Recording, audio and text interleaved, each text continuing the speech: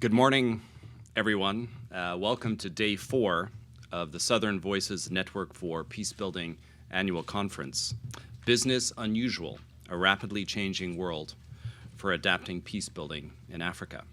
And this session is on economic integration, the private sector, and peacebuilding. My name is Terrence McNamee, and I'm a Global Fellow of the Wilson Center's Africa program. Thank you very much for joining us in person or online for this session this morning. For those of you who are unfamiliar with the Southern Voices Network for Peacebuilding, or SVNP, it is a network of 22 African policy and research organizations that work with the Wilson Center Africa program to bring African analysis and perspectives on key issues in U.S.-Africa relations. Funded by the Carnegie Corporation of New York since 2011, the project provides avenues for African researchers to engage with, inform, and exchange perspectives with U.S. and international policymakers in order to develop the most appropriate, cohesive, and inclusive policy frameworks for the issues of peace building and state building in Africa today, including our topic, which is one that is quite close to my heart and absolutely critical.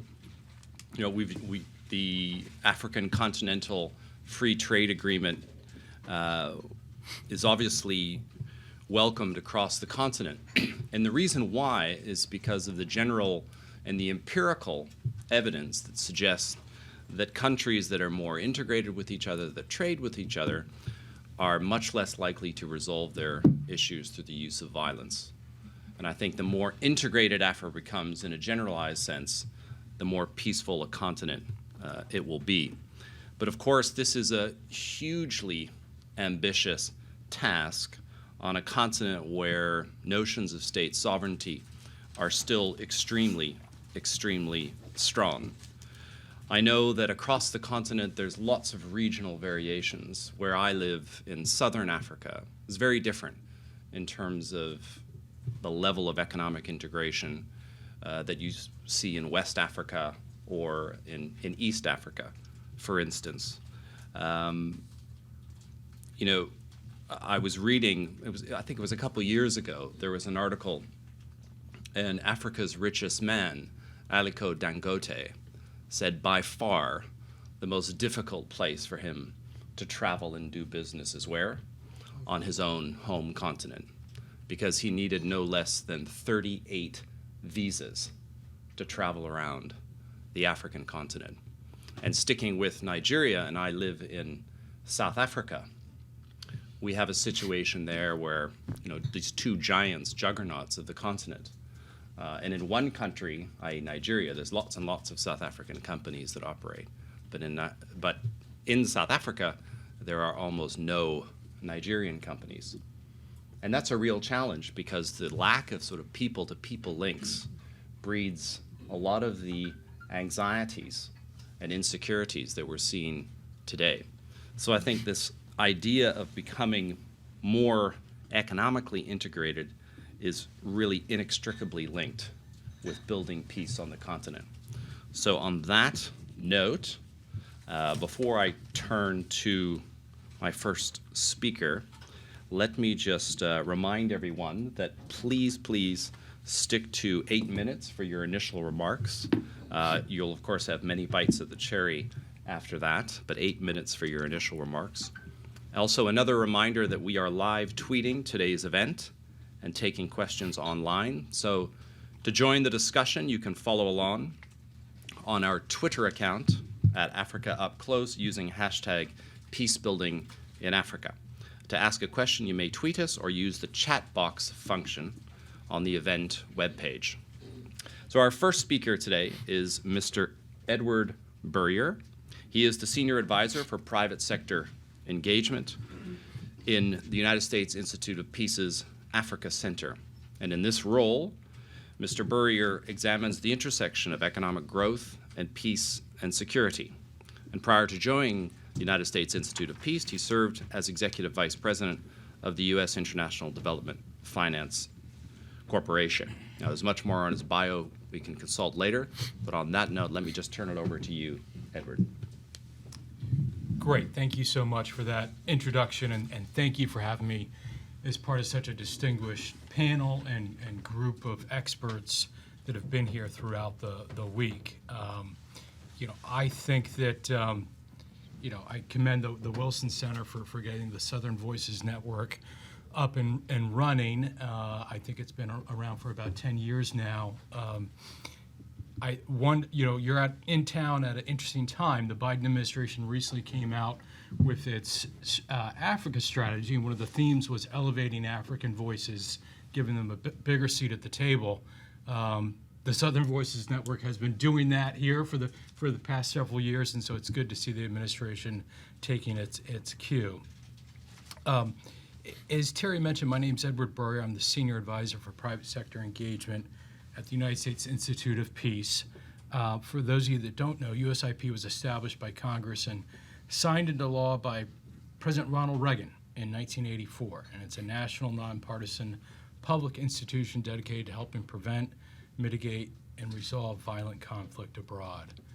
Before that, earlier in my career, I was on Capitol Hill for many years, and I worked for Congressman Ed Royce from California, who also chaired the Africa subcommittee for many years before chairing the full House Foreign Affairs Committee. And then more recently, I was the Executive Vice President at the Development Finance Corporation, which was the successor to the Overseas Private Investment Corporation, a small U.S. government agency. And I'm going to get a little bit more back to that shortly. But just to key off of one of Terry's comments just on economic integration across the continent. My old boss used to always cite the old adage that where goods cross borders, armies don't. I think he stole that from somebody else. Maybe it was probably a Colin Powell quote, knowing him. But I believe that, and it's great to see that there are big ambitions across the continent to help achieve that.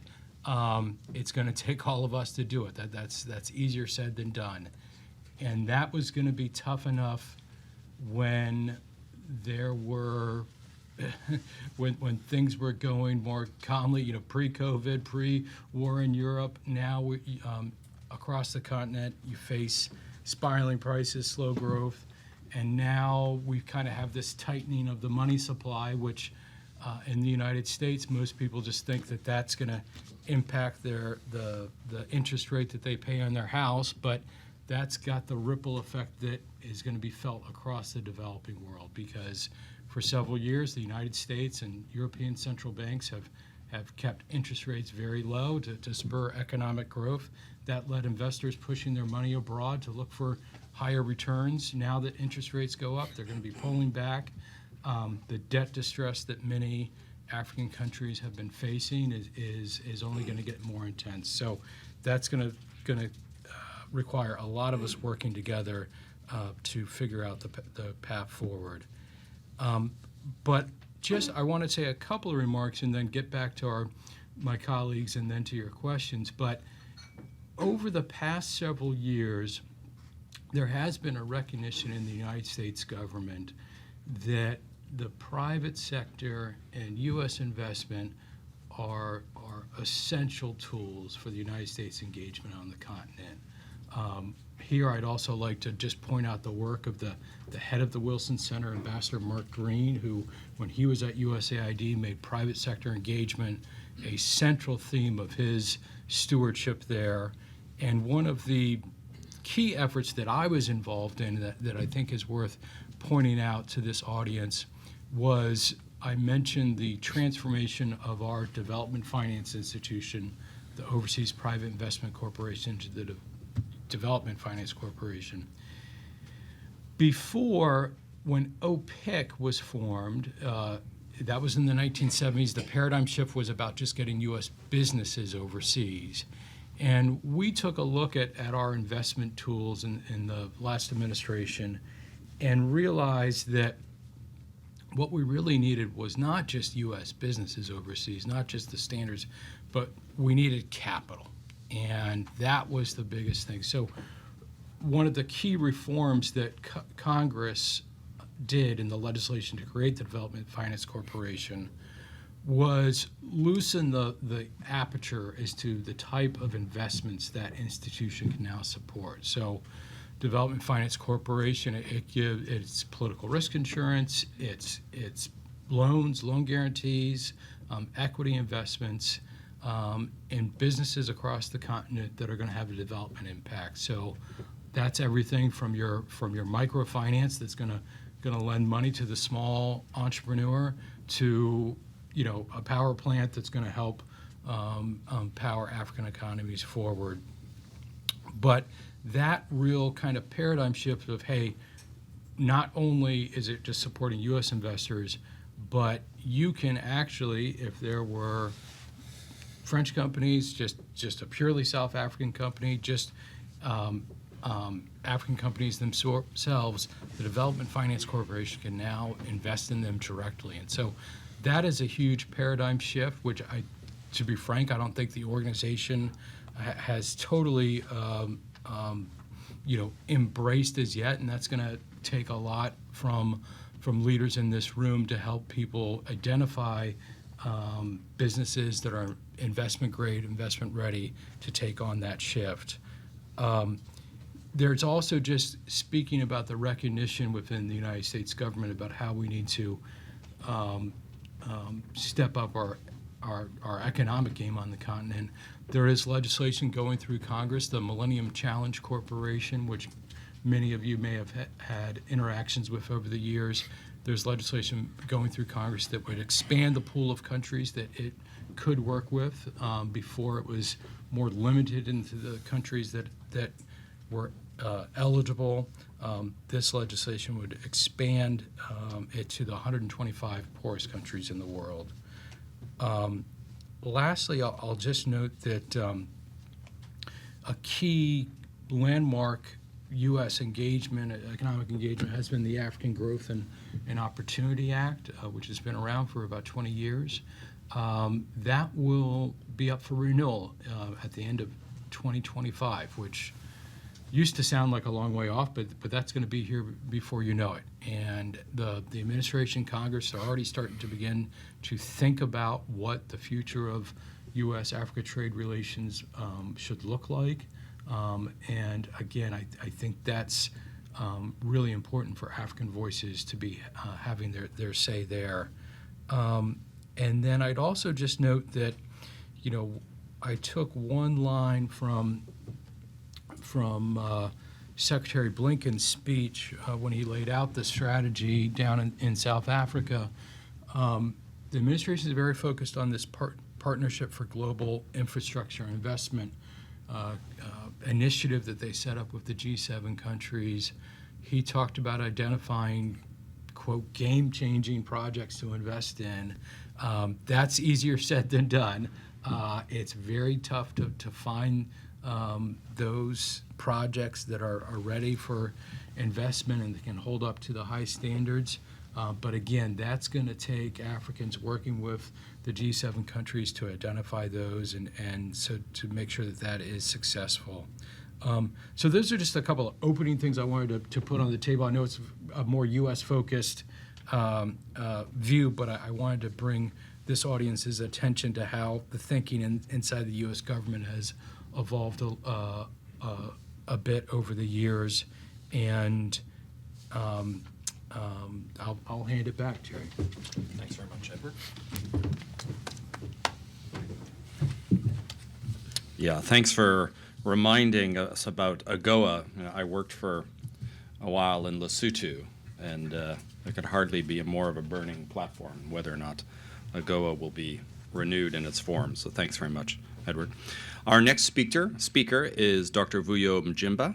He is an international development researcher who brings more than 10 years commercial enterprise experience and insights to his work. Dr. Mjimba specializes in economic development, sustainable industrialization, mining, and the industrialization nexus, climate change, the green economy. Tremendous amount of expertise. More if you'd like to read the full biography. But let me turn it over to you, Vuyo. Thank you, and good morning. Let me start by putting a disclaimer and saying that what I'm going to say is not going to be liked by many people. but I crossed over from biotechnology to social sciences, and my supervisor, PhD supervisor, says, we did not bring you into the social sciences to think like us. We brought you to think differently. We are talking about the African Continental Free Trade Agreement, the free trade area, in a post-COVID era. The first thing I would like to say is that COVID did not worsen the conditions in Africa. They just exposed them as they were. We had been plastering them, covering them with plaster and putting makeup on them and thinking we were very good, particularly post the last commodity super cycle where the numbers, the GDPs were growing, but there was no change in the no one was, very few people were taken out of poverty like China and India have done over the years. So the myth of Africa rising is a fallacy. It's not been rising. The African Continental Free Trade Agreement is one of the programs of Agenda 2063. In its essence, it is an industrialization program. And industrialization, as we know today, is synonymous with economic development. Why? Because we know the declining terms of trade of commodities. We all know about the resource scarcity, its drivers. And we know the advantages of industrialization over primary production. But primary commodities is what we have. And when we look at all the countries that have industrialized, they have gone through the industrialization path of low-cost, low-tech manufacturers. But that path is currently being taken by China and all other East Asian economies that are coming up. So what do we have? We have an industrialization that we can drive through the backward linkages of our primary commodities. It is very embarrassing for a continent like Africa with all its mineral wealth that almost all the supplies that we use in our manufacturing center, the high return manufacturers, are imported from Europe. Britain has no mine, but it is heavily integrated into the global mining value chains. And that is where the money is. And we're not doing that. Now, this is the issue. As we talk about the African Continental Free Trade Area, we're not talking about something new. Nkrumah spoke about it. In the 1950s, it was spoken about. 60s, we've been talking about this. And guess what? We are all sitting there hoping, against all hopes, besides all the disappointment, we are saying somebody is going to come to us and help us. The idea of the African Continental Free Trade Agreement is to develop African industrial capacity, both manufacturing and services. Now, we're not only doing that. We want it to be owned by Africans. That is very key. So I was listening to Edward speaking and saying they want to invest in enterprises. No, come and develop African industrialists. That is what we want. Because if you look at Agenda 2063 and the African Continental Free Trade Agreement, it says we want to put Africa on a good footing on a global stage. And presently, the manufacturing and services industry is where it can put. This is where we're lacking. I've heard people saying we've got coal, we've got this, we've got that. That's not where the money is. The money is in the backward linkages of those issues.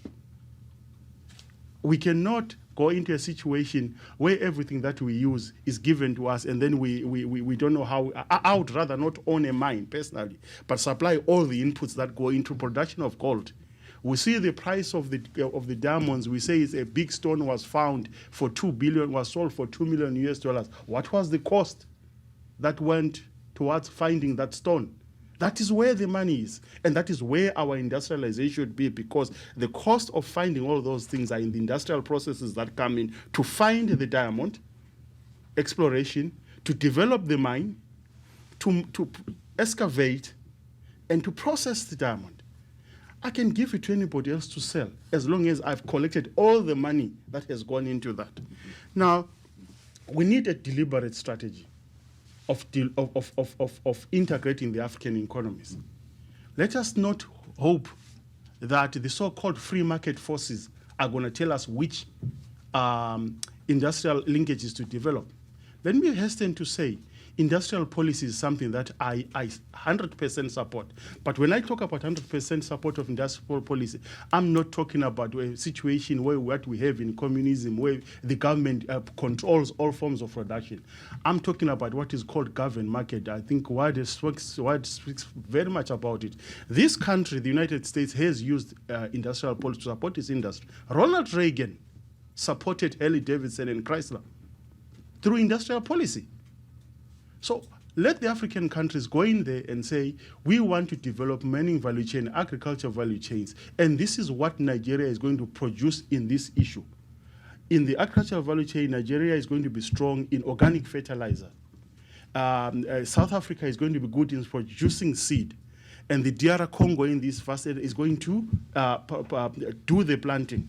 Everybody's involved. Producing seed for the entire Africa of grain is quite a big business. So I have a lot to say. The first thing that I want to conclude is let's be deliberate about it. Let's not apologize. Everybody has a strategy for Africa. Let me tell you the truth. The United States, China, Russia, India, when they are coming in there, it's not for altruistic reasons. They have economic interests. What are our economic interests? The African Continental Free Trade Agreement gives us a chance to push those interests. The question is, are we going to be pragmatic to exploit those issues? Where do we start? I admit we have to start at the low-tech issues and then move to the high-tech issues. But we've got to be deliberate in our issues. I hope I've not spoken for more than 8 minutes, but I would like to say, in conclusion, let's separate facts from fallacies, and let us just be pragmatic in what we are doing. Thank you, colleagues.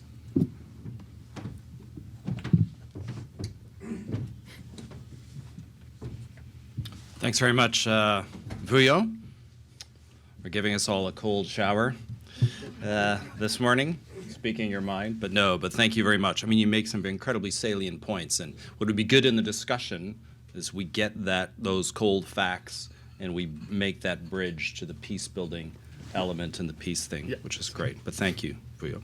Our third speaker is Dr. Olusegun Sotolo. He is a governance and policy researcher and a senior researcher with the Initiative for Public Policy Analysis, an independent policy think tank based in Lagos, Nigeria. He contributes regularly to policy debate in Nigeria and throughout the continent through policy-relevant research, media interviews, and legislative public hearings. Much more in his bio, but I'll stop there and hand it over to you. Thank you very much, and good morning, everyone. There are often, economic undertone to most conflicts. This fact is often, underplayed in conflict strategies, But the fact is clear that if you improve, the economic situation of people, you are much more likely to have less conflicts. Like it was said, the other day, an hungry mind is an angry mind. So if the key point I'm going to bring to the table is the fact that we need to have a paradigm shift around bringing more private sector into peace-building conversations. Now, I'm segmenting my talk into three. Actually, the first one is private sector and peace building. Private sector is a non-conventional actor in the peace building space. They are not neutral in most cases. I agree with that. But the fact is that they are not conventional actor and they could be victim as well as culprits. Now, we have seen cases where companies are actually directly involved in the cases. We have cases in Nigeria, particularly in Niger Delta, where their exploration has contributed to a lot of conflict within the community. Now, if you look at that scenario where they are contributing to the crisis, you will tend to see that, what can they bring on board in terms of peace building? But I want us to look beyond that to also see that they could also be victims and they can benefit more from a peaceful society. Now, if you look at the cases in Niger Delta in Nigeria, where you have quite a number of multinationals exploring oils, and governments I've always been protecting them, whenever the community is agitating for something or the other.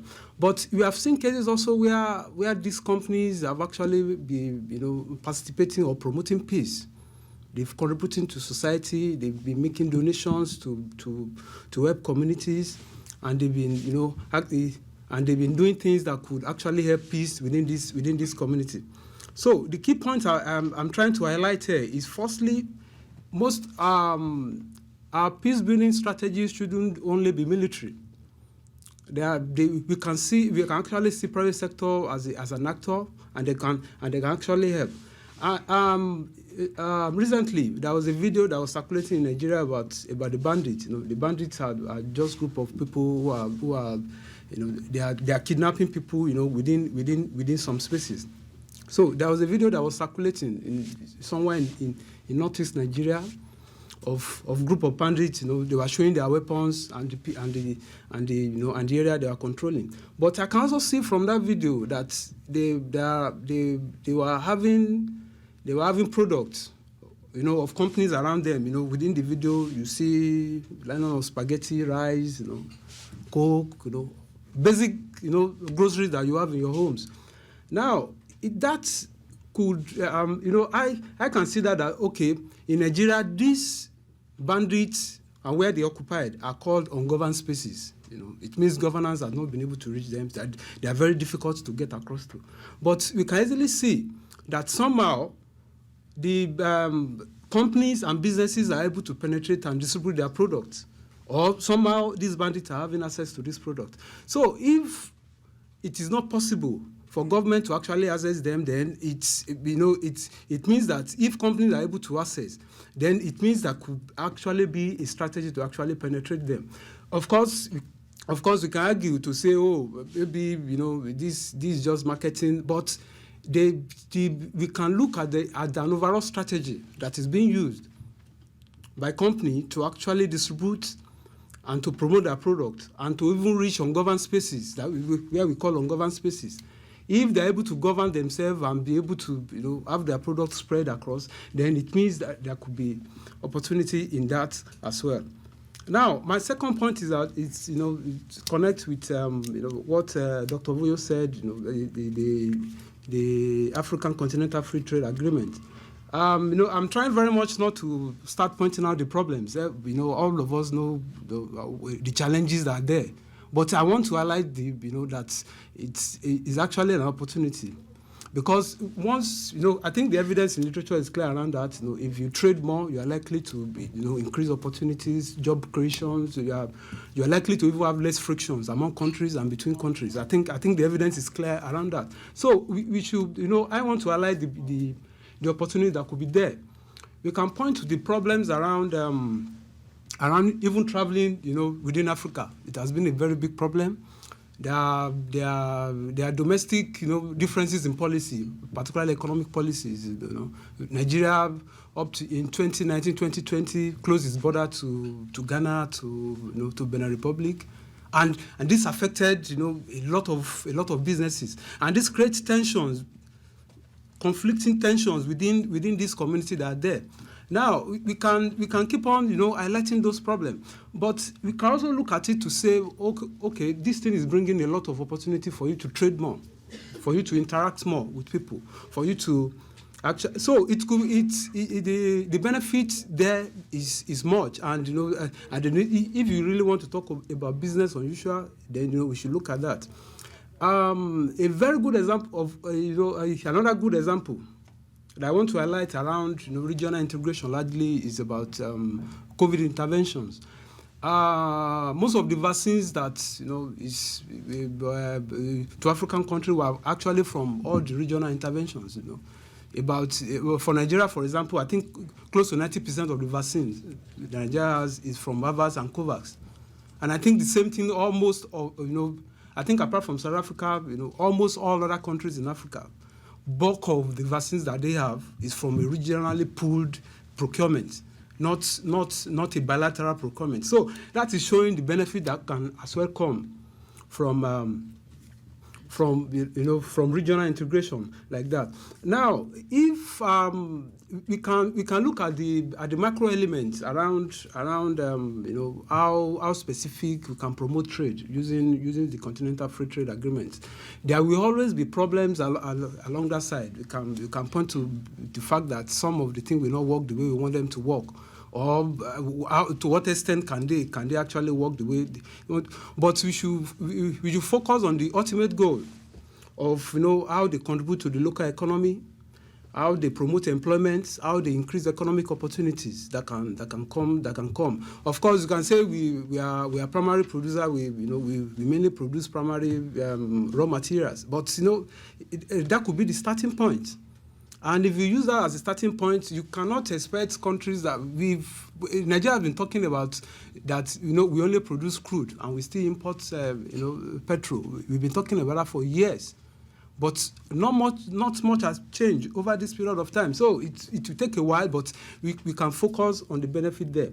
Now, my third point is around the business, the business unusual, which is the theme of this meeting. Now, if we really want to have, if you really want it to be very unusual, to be a business unusual within the peace building space, there is a need for us to think differently around how we approach peace building in terms of the strategy, the framework that we use. If we continue to think around to say the connection, if we continue to divorce the connection between economic growth or economic development and peace, we don't properly align our macroeconomic policies with peace building, we keep on having the same problem. You can, irrespective of what you implement for peace, if people are still hungry, they are likely to be angry, and they will most likely have a higher propensity for violence. Now, I have like two key recommendations that I think I will just want to highlight around them before concluding. Now, if I know most of us could have questions around how companies or businesses have behaved in the past, particularly when they are active participants in some conflicts. We can point to examples across country where sometimes fighting over land, companies or government taking over land to give to companies, and that creates a lot of disturbance and conflict within the community. But also we can look at the fact that if in communities where government, where you have very big businesses, the spillover benefits is quite very high, often very high. They promote the local economy. You will likely even have more jobs. In Niger Delta communities, at some point, it was a direct government policy to promote the local content. Mm-hmm. That is, businesses must employ within the local environment that they are. So, and if you do that regularly, you give them more businesses. You are more likely to improve the economic situation of the people living around there. And if people that have their situation very good economically, they will want peace at all costs. I'm sure if you are benefiting from a given situation, you will definitely want peace to reign. In that sense. And my last point is, it touches on what I've said initially. We can be talking from here till eternity about the problems with regional frameworks. People have been. That's why some of the good work from ECOWAS. There are still a lot of complaints. There's still a lot of criticism around their approach, but the fact is we can see some clear positive outcome from some of the activities over the years. So we should look at the positives that are coming from the regional framework. The opportunities that are in there, they are massive, and there's a need for us to connect it with our peace building strategy. Thank you very much. That's my take.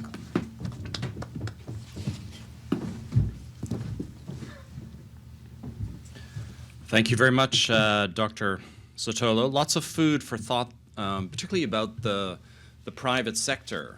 The private sector in Africa actually historically has quite a bad reputation because it was assumed that if you were successful, it was based on your connections with government, either directly in government or related to government. But of course now, across Africa, there's an incredibly robust and thriving private sector. And I think one of the questions that we should ask in this session is it doing enough in terms of the wider peace-building element? I mean, we know that obviously it takes a lot of care in securitizing its own assets, but is it doing enough in a broad sense on issues of stability and peace? But thanks very much. So we're going to have a Q&A now, and I'm going to open the floor to questions from the audience. For our online audience, to ask a question, you may tweet us at Africa Up Close or use the chat box function on the event webpage. So for our in-person attendees, if you could just raise your hand and introduce yourself, and you'll be given the microphone. Please state your name and your affiliation. We're going to start in the DRC on this side. What an important country in terms of the private sector and peace and stability. Yeah, thank you. I'm from CEPAS, the center in Kinshasa, and I will not be very conventional. I'll try to apologize because I want to give a case, and I'm wondering, and this is for Edwards, I wonder if U.S. truly has a policy on private sector and peace. In 2002, we were in South Africa to build peace. And one of the elements we've put on the table, it was to give the U.S. the biggest mining in cobalt in DRC, McMoran and Lunding. 10 years down the line, suddenly the U.S. decided to sell the mining to Chinese. Today, we are now receiving from the U.S. Pressure asking us, you people have to kick out Chinese outside of your country. So tell me, how do we behave on this situation? And the last speeches of the U.S., it has been like that. How do you help us to kick out the Chinese? How do you help us to get the niobium and the lithium? And when it was part of a big deal, and I can say more on that, it was one of the big deal with the US at that time. So we are totally lost in this kind of mixed messages. Thank you. Thanks very much for that first question. Over here.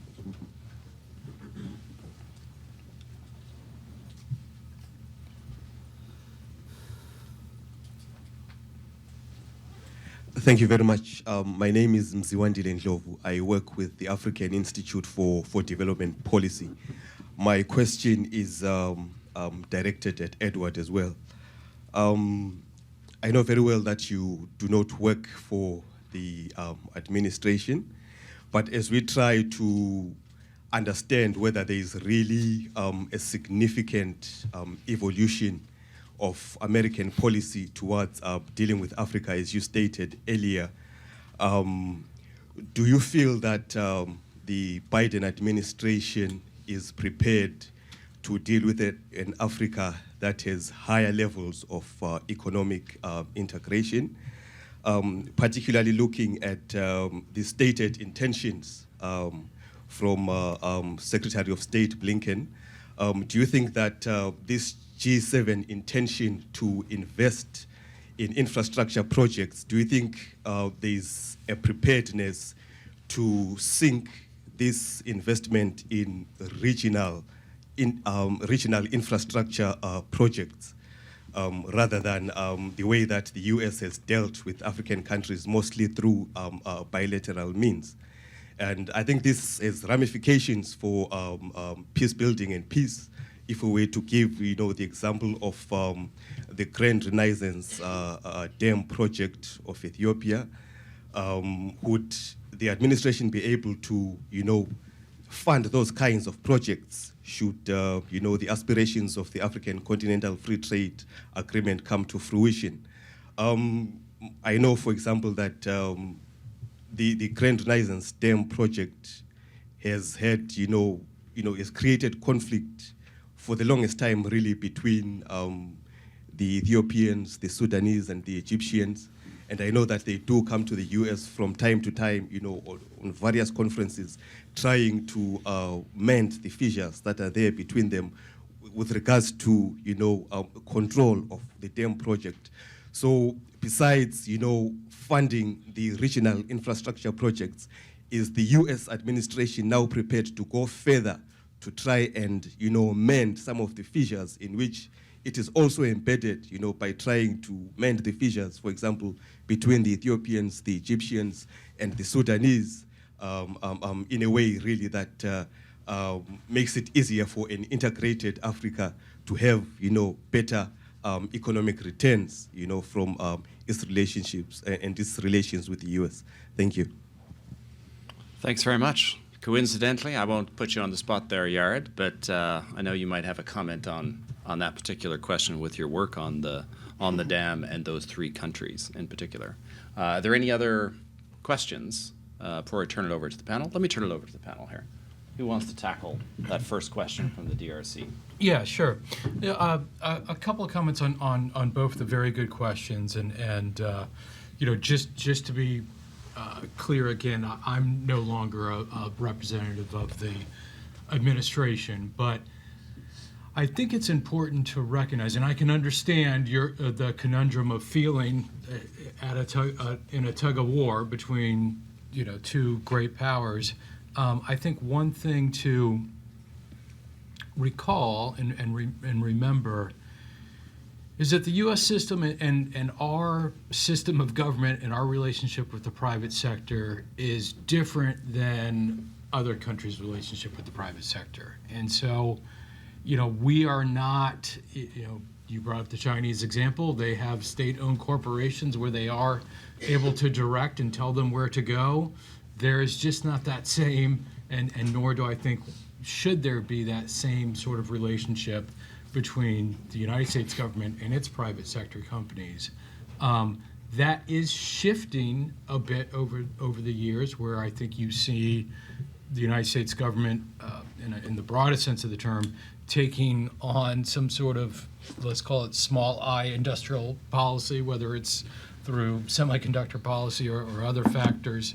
And so I think that what U.S. embassies have done to try to rectify the situation that you brought up from several years ago is to be have an early warning system of, we know that there is an investment in our country that a U.S. investment firm is thinking about selling, and instead of just letting it transpire, the U.S. government is trying to set up a system where they would have more awareness of those situations before they happen, so that embassy officials can connect with the Department of Commerce here, connect with the Development Finance Corporation to say, does anyone know of a different mining company that would be interested in this investment? Hey, there's a sale that's going to be happening. It could be problematic because the folks that would undertake that would not be up to the highest standards. And so the system's changing a bit since several years ago. I'll tell you right now, it's not perfect. It needs more work. Your questions are just on kind of regional economic integration. I think two things. I'm going to be smart enough to stay away from the GERD and just talk more generally. Over the past several years, I mentioned the Millennium Challenge Corporation. Before, they could only do their compacts with one single country. The law was changed a few years ago so that they can tackle a regional project. One thing we did not mention was the Global Fragility Act, which the United States passed a few years ago, and that kind of fits with the theme of business unusual, that does want to select a couple of countries or regions that are kind of on the precipice that could kind of go either way. And several months ago, the African countries selected were Mozambique, but also coastal West Africa was identified. And so that's an example where the United States government wants to understands the integration between and wants to take a regional look at that. And then something that Terry said that while I've got the mic, you mentioned kind of where should we think about where the private sector should be doing more. And one thing we haven't just talked about yet is just the whole governance question. And, I think for me, that's one of the areas where I would really like to see the private sector kind of leaning in harder.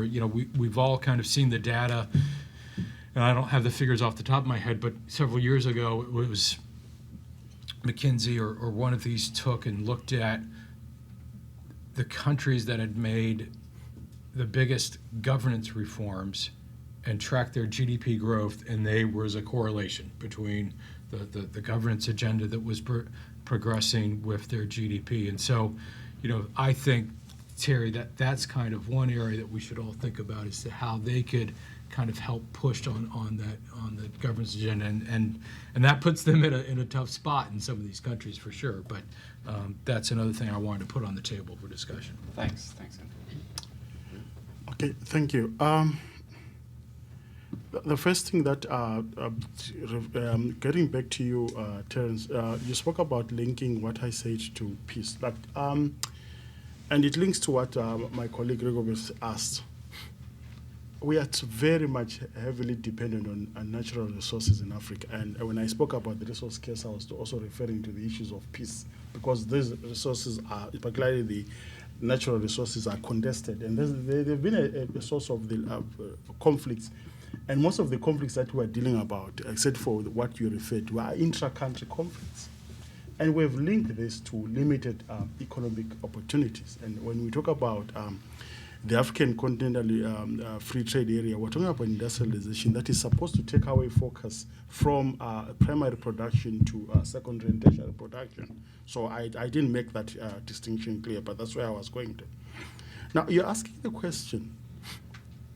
Now, because you asked the question, is the private sector doing enough?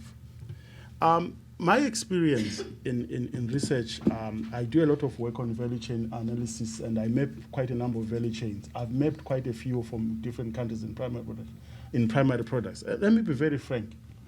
We are badly integrated into these value chains. You find a country saying that they're integrated into a mining value chain in one country, I won't say, and they're only supplying vegetables to the mine.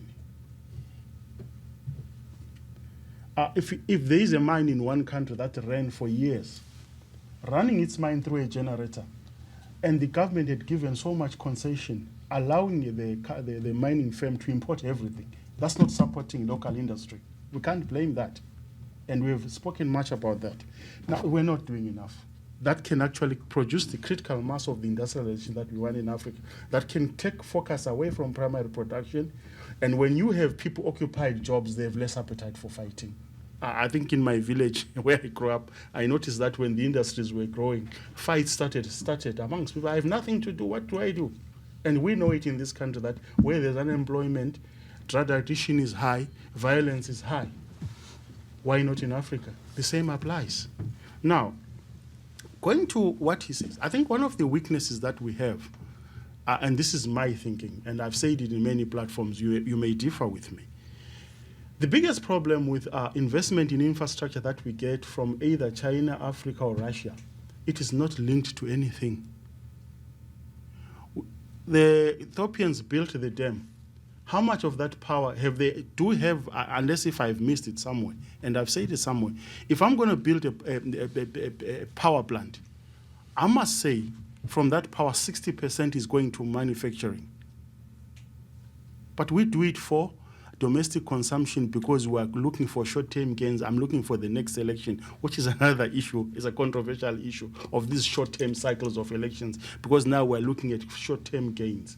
But I would say, if the Renaissance Dam was done after discussion to say the electricity is going to be shared between A, B, C, and D, is going to go to production, is going to support the AFCFTA, the conflict may not necessarily been eliminated, but would have been reduced. It's a proposition. And I'm saying to that, perhaps this is the way we need to attack infrastructure projects that affect different countries or that are within countries. Let's link them to particular development projects, do the measurements and do the monitoring and evaluation, and actually say we do that. The last point that I would like to say is we don't know how things are going to turn out. When China started not caring about the color of the cat, we did not know that China was going to turn up like this. All they wanted was a cat that catches mice. And look at how China has evolved. Its industrialization path has been very different from that of the United States, but the bottom line is that they've lifted people out of poverty, a significant number of people. So let us do this experiment, but experiment and fail forward. Thank you. Yeah, thank you very much. Is the private sector doing enough? Definitely no. And we can further reconstruct that to think that why are they not actually doing enough? And I think the first reason could be because they are not properly included. They are kind of excluded from it's because people assume that they are non-neutral in most cases, and that they could actually be the cause or the perpetrator of the conflict. Now we can also look at it to say, there are structural exclusions. How can they be included? So if for example Dangote is owning a business, and there are fights within the community, maybe because of the land that he has acquired or something. Now, people, may just assume that, it's part of the crisis, and if you want to look at it the other way, also, you can see that there is a possibility that we can actually use his involvement to actually, get peace. For instance, you can make conditions. You can include the company as part of solutions to the problem. So they are not doing enough, largely because they are structurally excluded in most conversations around peace building. There are very few things that I think involve them. Secondly, also people generally believe they are not neutral in most cases, particularly multinationals. We can point to them almost across Africa where they are part of the crisis. But at the same time, they are part of the crisis. Then it suggests that you can actually use them to bring the solution also. Okay, thanks very much. On the issue of the Grand Renaissance, the dam, and this example of this massive infrastructure project, which should really be a source of development and collective gain, of course, is really a source of potential, not just tension, but potential massive conflagration. Yared has done some, I don't know where he's gone to, he's done some great work on that, one of the SVNP scholars. I think his paper might be outside, so please do have a look at that. We've got lots and lots of questions that are coming in online. I'm just going to save them for a little bit, but so let me just go back to the floor and see if we have any before I get to those on the online. Yeah? Thank you, panelists. My question is about supporting the private sector engagements, and in the spirit of the African Continental Free Trade Area Agreement. Nicholas Ozo is my name, and I'm from the African Technology Policy Studies Network, ATPS. And my question is on the issue of integration. In the spirit of the African Continental Free Trade Area Agreement, countries are supposed to use their resources to develop goods and services and be able to have an enhanced market to the next door country. But unfortunately, the issue of integration and constraints in the movement of these goods and services have prevented this idea and the good potentials that the AFTA has. For instance, you cannot move a product from Kenya to Uganda. At the border, some of the exporters spend up to 14 days at the border trying to clear. And for perishable goods, you find such goods already destroyed or spoiled before they can get over because of boundary constraints and unnecessary policy constraints. Therefore, how do you suggest that AFTA cannot be on its own alone? There has to be an accompanying policy-enhancing measures to facilitate. I know this may be accompanying the AFTA, but it is not implemented. Same if you want to travel from Cameroon to Chad, sometimes that have land boundary, you have to move to France first before you can get to Chad. And how are these all accommodated within the AFTA framework and the spirit of integration that we promote, which you also mentioned in your introductory statement? Thank you. Thanks, Nicholas. I've done a lot of work in the past on one-stop border posts and how the idea on the African continent really hasn't worked properly. You know, in theory, it should work where you have frictionless movement of trucks and goods across borders. But one of the key obstacles, of course, is the lack of trust, right, between countries. And if you build up that trust and you start trading together, then you're going to find that those goods and those borders and the transport of those goods are going to move a lot faster. But yeah, I've sat at some of those borders inside trucks, so I know what it's like waiting at borders. Anyone else have any questions? Thank you so much. I'm Peter Mugume from University of Rwanda. My question, my first question has been already asked about the issues. As we talk, first of all, let me thank the panelists for the good job. The allude to the question, or in addition to what he said about ACFA, as we talk about the external issues coming to Africa and affecting Africa, I think the primary issue may be at home. I mean, the African continent. We are talking about the continental free trade area and the challenges. My colleague has just mentioned them. These are serious challenges before we even talk about the external factors. And these, in my view, are related to the governance issues. It goes back to the issue you're talking about, private sector. Is it doing enough?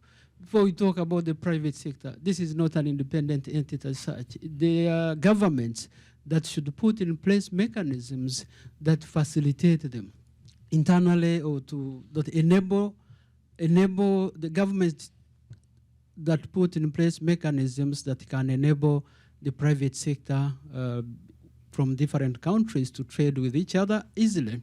Happy Rwanda has done is doing quite a lot to facilitate this. To the issue of visas, for example, visa restrictions have been now removed, particularly for African continent and the other people who want to come and do business. This also takes me to the question we're talking about from the internal, but looking at the external, what about this issue, for example, like US-Africa relations in terms of private sector? My country recently had a challenge within the AGOA, which Edward mentioned, the trade between Africa and the US. We had an issue to do with the use of second-hand clothing from the US, because Rwanda and some other African countries in the region, we are importing the second-hand clothing. When Rwanda decided to ban them, it became a serious conflict with the Rwanda and the US. And the US retaliating, we are stopping your products from coming to our market because we have banned this. I think there are this is one of other issues that may affect the promotion of the development of the private sector, because the genuine development of partnership in terms of, do you want second-hand clothing? Do you want industries that create job opportunities in the region? This is another challenge that I wanted to hint at. Thank you. Thanks very much. Question?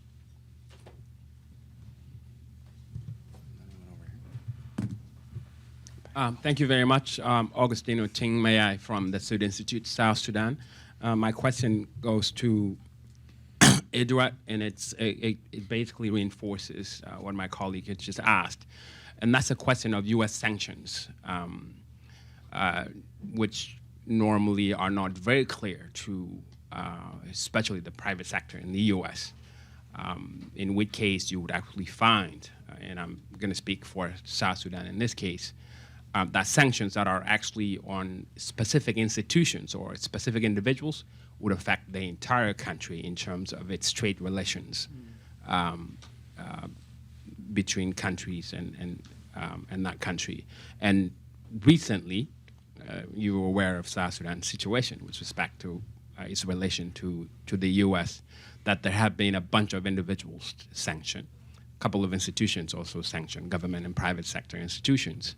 But then that has actually resulted in an attitude, not only in the U.S., but also in Europe, that companies are not interested in investing in South Sudan. And they would say, because of sanctions. It's never clear what sanctions those are. I wonder if this is an issue that should be addressed in terms of creating clarity, so then companies would know what sanctions are being issued to a particular country, so they can invest in the country. Okay. Is it just a quick one? I'm going to get to the, okay. Okay, thank you very much. My name is Yacinthe Loua from Côte d'Ivoire. And my question goes to Professor View. I was happy when you say that you call Africa an African country to be pragmatic. So these people always say like that.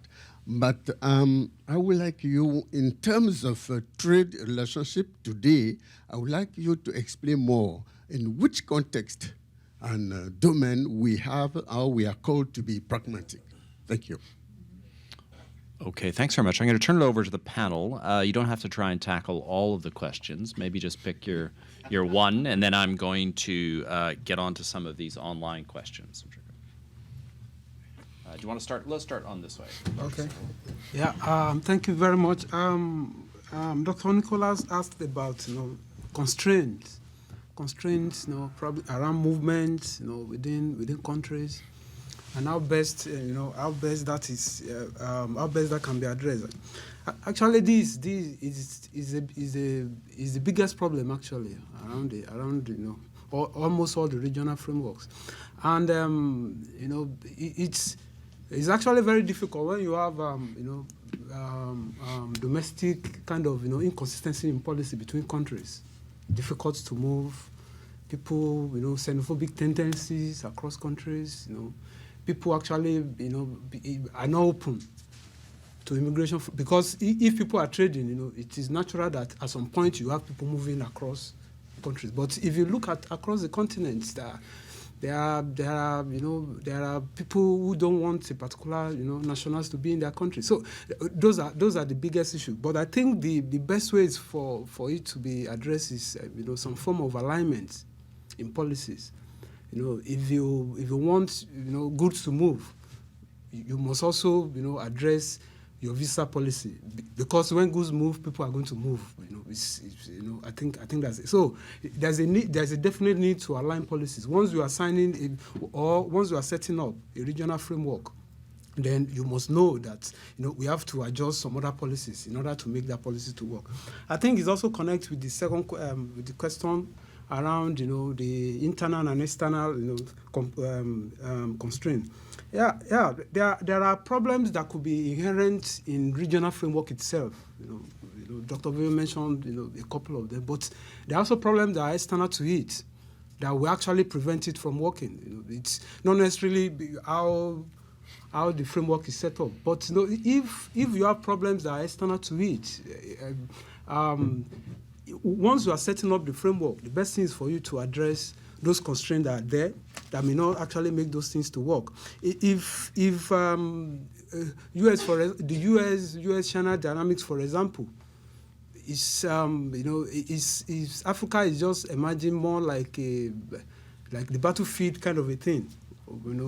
So it's the US and China in the tussle of power. So it's using Africa just like more like a weapon. So that's unfortunate really. But if you want to look at it as a way, the best thing is for each country to actually know, what do we want to do in this situation. You actually prioritize what is best for your country. So I think that's all questions. So it's about the Saturn. I have no insight on that. So. That's fine. Edward?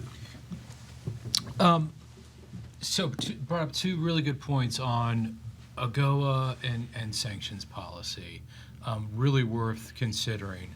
On AGOA, I think this is one of the things where, a program 20 years old, by the letter of the law, if you look at Ethiopia, yes, they when the administration looked at it, they said these benefits must be revoked. I think it's worth asking the question, though, whether that's, as AGOA renewal comes, as to whether that's the appropriate policy response. Are you going to impact the decision makers that you're trying to influence?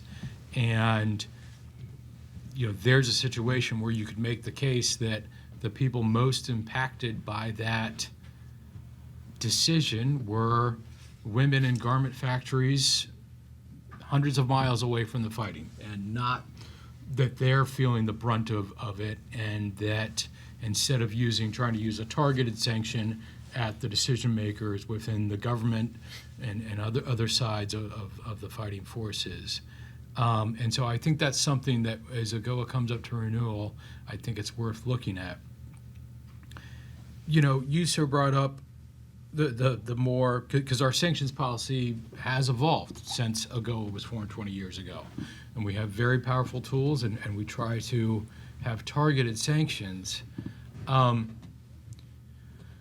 The lesson, though, is that these sanctions tools can oftentimes be very unpredictable because the private market forces take over. And so I'll move to Asia real quickly. Many years ago, there was a small bank in Macau that was laundering money for the North Koreans.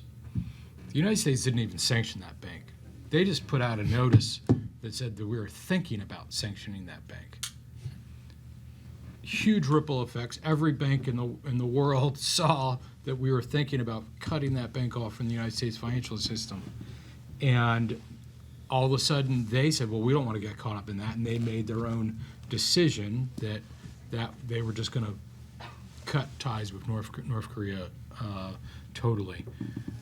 So my only point being is that I think the United States probably had the right approach. More recent example is the fighting in Ukraine kicked off. The United States was at pains to say, we are not sanctioning the Russian energy sector. And there's probably not actually many sectors, but the private sector itself said, we don't want to get involved in this. We don't want to get crosswise. We don't want the reputational risk of being in Russia.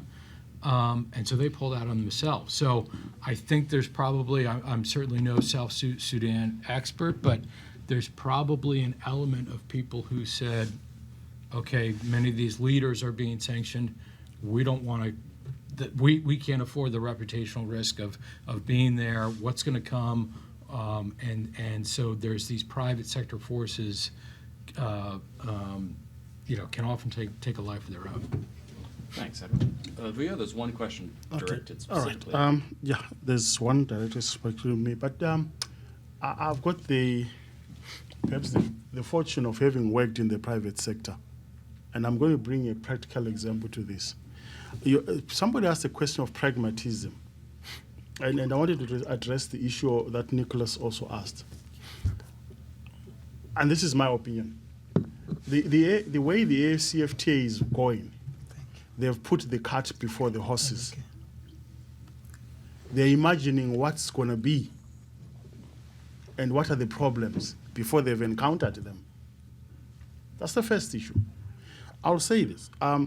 When you get into the nitty-gritty and sit down, we're talking about the private sector, its contribution to peace building through creating jobs naturally.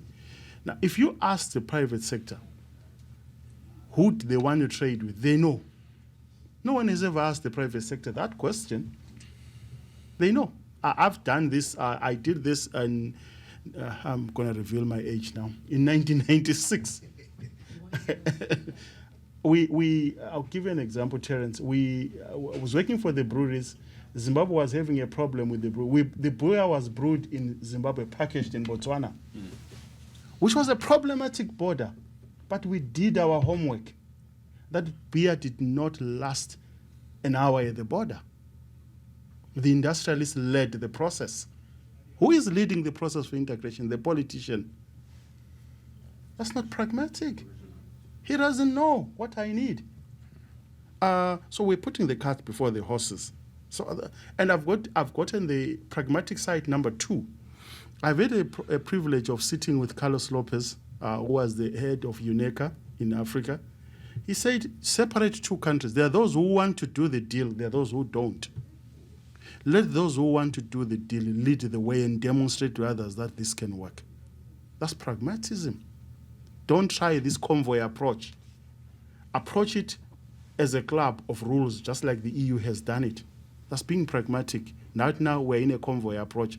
Everybody who joins, whether they want or not, and they are dead weight. Thank you. Thanks. I'm just going to pause and look at some of the online questions here. We've got some doozies. So really crisp answers, but I love these questions. Okay, first one. This is a real challenge. Companies tout their ESG, i.e. their environmental, social, governance credentials. But is ESG still the best way to think through private sector engagement? Or is it the bare minimum and largely performative? Very good question about private sector and ESG. And please, whoever tackles that, tie it into the peace element. Second question, what role can the Africa diaspora play in contributing to the support of African industrialists and successful implementation of the free trade agreement? Again, let's try and keep to the peace building element, though, in terms of the nexus of the African diaspora, business, and peace. A third question relates to youth in terms of the marginalization. I know we're going to look at this later on today, but talk a little bit about the youth and business. And then the last question, again, somewhat related. This person who asked the question is very concerned about the danger of economic exclusion and the free trade agreement. So in other words, is this really setting us up for another round of winners and losers? And of course, many of those losers are going to be in conflict-prone zones. So let's try, you don't obviously have to tackle all of them, but if there's anything that speaks to you, please. Vuyo, I'm going to start with you on that quite crisply before I go back to the... Okay, I'm going to try and take the questions of winners and losers. Mm-hmm. Winning and losing is relative in economics. But what I believe in is that there will be those that will gain more and those that will gain less. And the EU is an example. They've been winners as a bloc, but the winning of Germany is different from that of Portugal. Mm-hmm. But the issue is this. Get into the race. If you don't buy the ticket, you won't win the lotto. I may lose in the first 10 years. But if I've got a dynamic population, I can advance. This is the issue of the Schumpeterian model that we talk about. Innovate and leapfrog and go forward. Mm. So that's the part that I will take. So for me, there are no real winners, there are no real losers. There are less winners and more winners. Okay, thanks. Thank you. Edward? Yeah, I'll just crisply go through a couple of thoughts on these very good questions. On ESG, I think there are times when that's a very beneficial framework to think about a lot of these issues.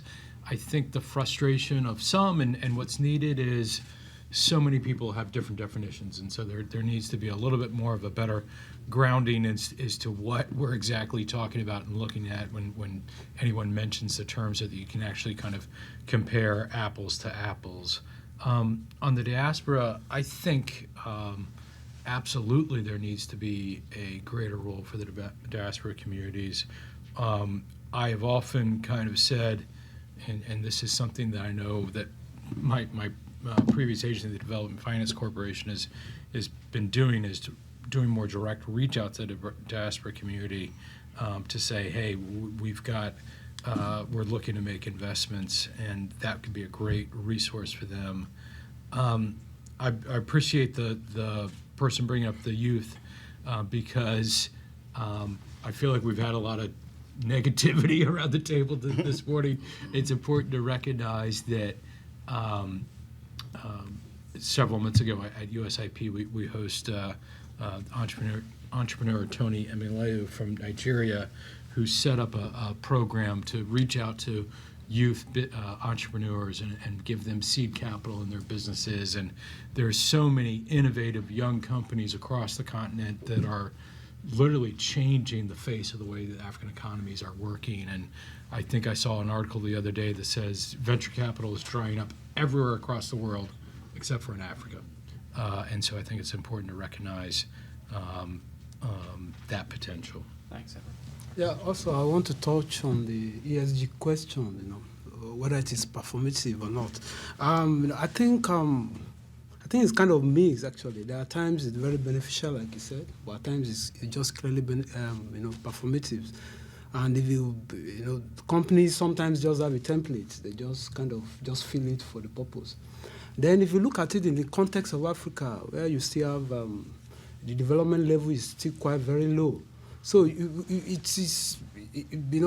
look at why will you expect the same standard of compliance for US and Africa?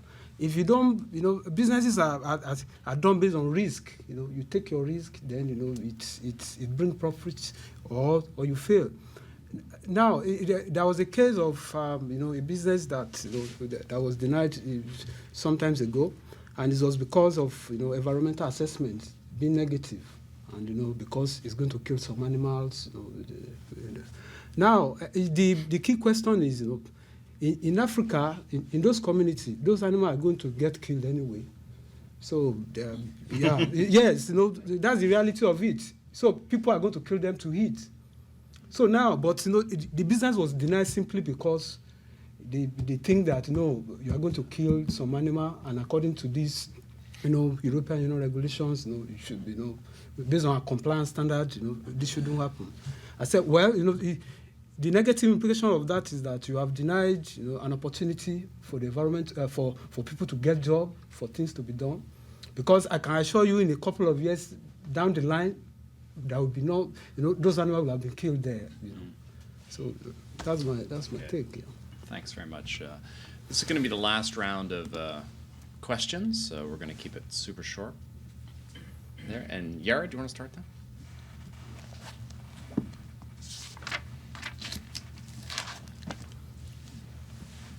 Okay, thank you.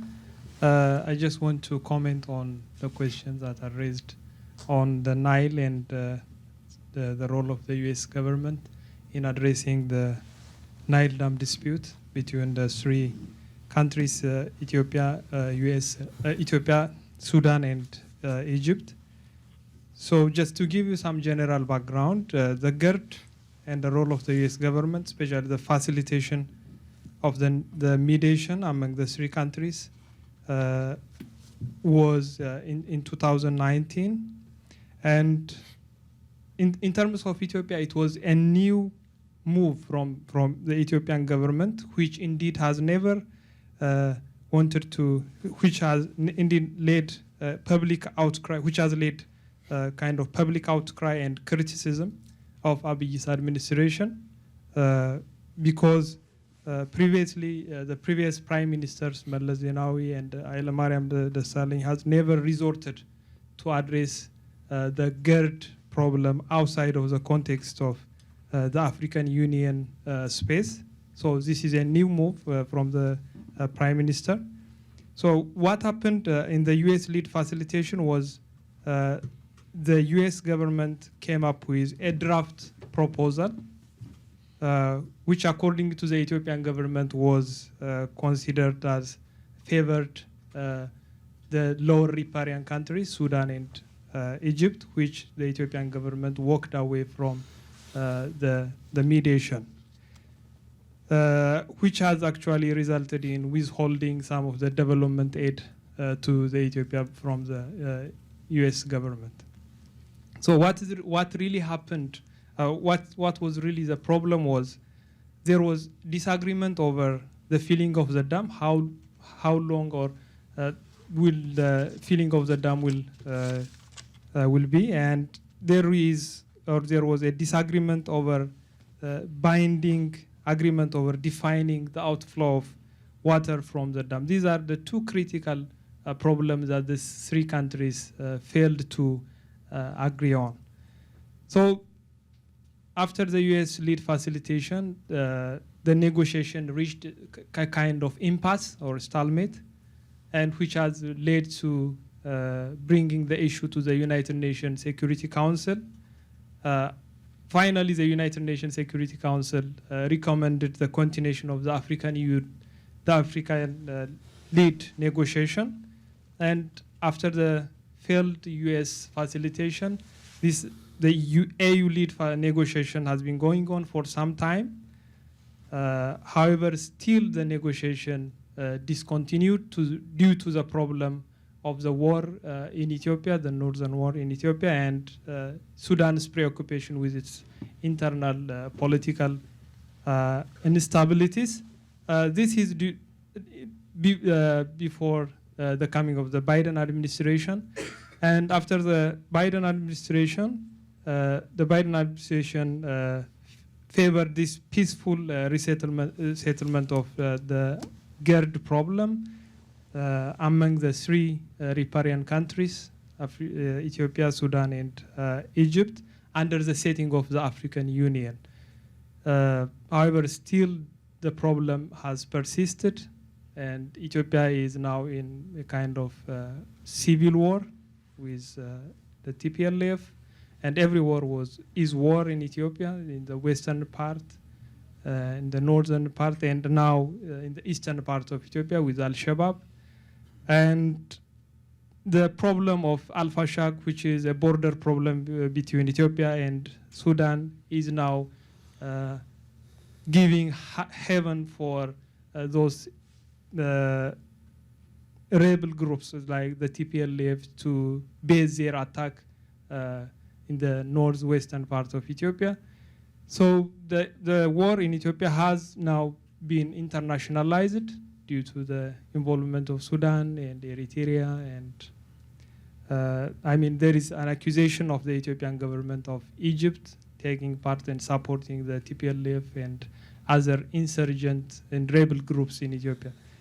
So this is, I think, this is what I want to say. Thanks, Jared. Thanks for that elaboration. I wanted to give you some time because there was quite a lot of questions on the GERD, so thanks very much.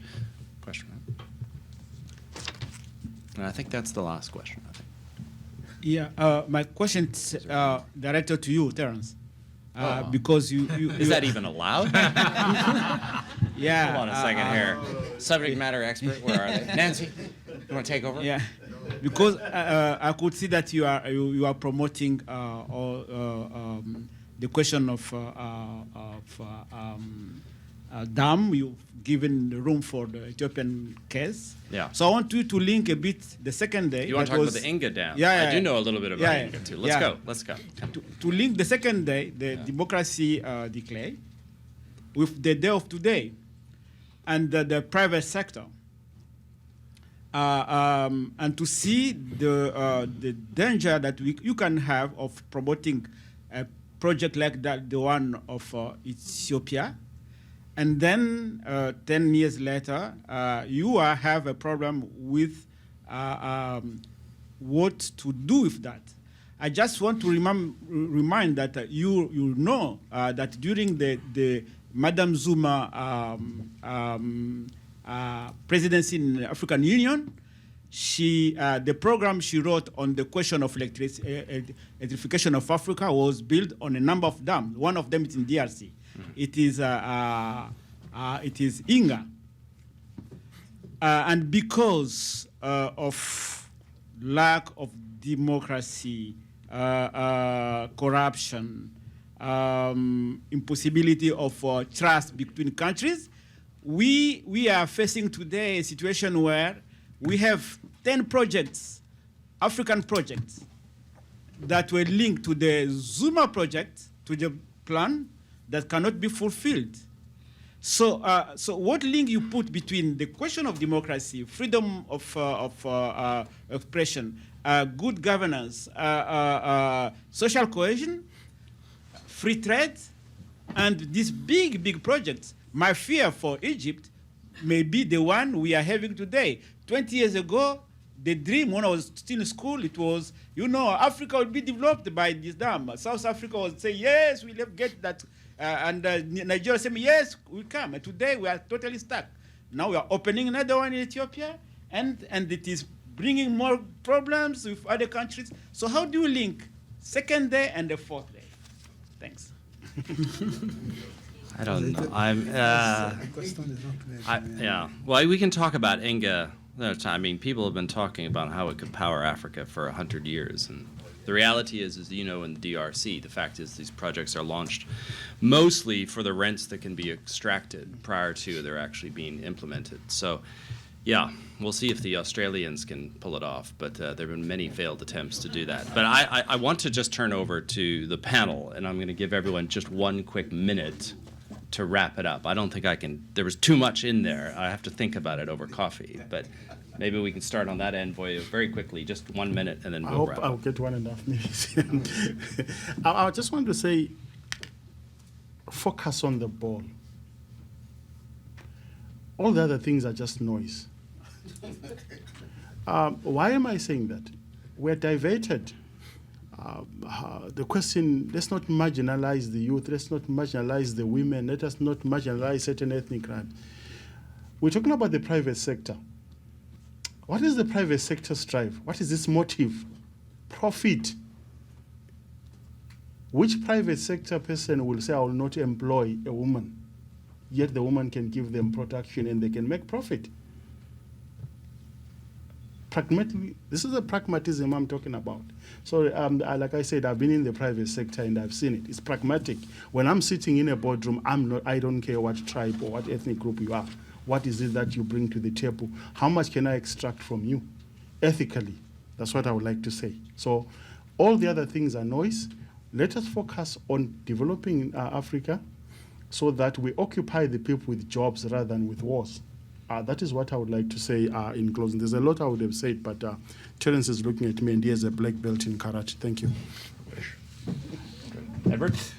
No, just very quickly, picking up on the theme of business unusual, I think we've heard kind of a lot of different ideas about how, and a lot of, it's at the beginning stages of this concept of how can we really engage the private sector and link it to peace building, and that's going to take all of us, and this is just the first of many discussions, but I think at the end of the day, we want to get back to our basics of economic growth, job creation creates more stability, interconnectedness, more stability, and those are the results that we want to see. So how can we then put those policies in place to create that growth and job creation and stability, and that's going to take all of us working together to tackle.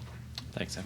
Last Yeah, thank you very much. My last take would be that we should continue to see policies that promotes economic growth as also peace building policy. So it's peace is more economic than we think.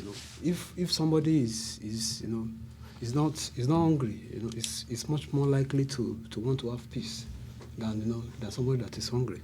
So thank you. Well, that moves right into our next session after the break, which is on food security. So thanks very much for that. Can I please ask everyone to give a hand for the great panel? Thank you. This session is closed. Thank you very much, everyone.